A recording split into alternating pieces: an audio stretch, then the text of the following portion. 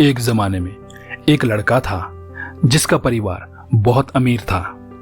एक दिन उसके पिता उसे अपने साथ एक देश की यात्रा पर ले गए, जहां उसका इरादा अपने बेटे को यह दिखाने के लिए था कि गरीब लोग कैसे रहते हैं। इसलिए वे एक बहुत ही गरीब परिवार के घर आए, जहां वे कुछ दिनों तक रहे और वहां उनके तौर तरीके सीखे। फिर कुछ दिनों बाद वे वापस अपने घर के लिए निकले।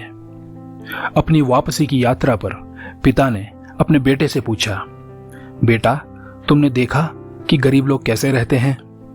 लड़के ने हाँ कहा तो पिता ने अपने बेटे से कहा, तुम विस्तार से बताओ कि तुमने क्या सीखा।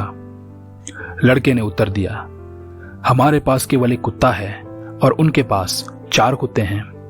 हमारे बगीचे में एक तालाब है और उनके पास एक नदी है जिसका कोई अंत नहीं है। हमारे पास महंगे लालटेन हैं, लेकिन रात में उनके सिर पर तारे होते हैं। हमारे पास एक बालकनी है और उनके पास पूरा क्षितिज है। हमारे पास जमीन का एक छोटा सा टुकड़ा है, लेकिन उनके पास अंतहीन खेत हैं।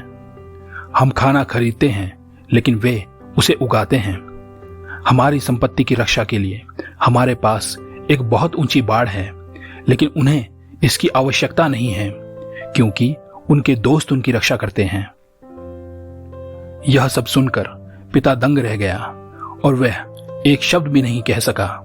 फिर लड़के ने कहा, धन्यवाद पिताजी, मुझे यह दिखाने के लिए कि हम कितने गरीब हैं।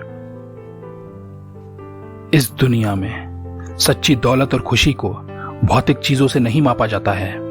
प्यार, दोस्ती और स्वतंत्रता अधिक मूल्यवान होते हैं।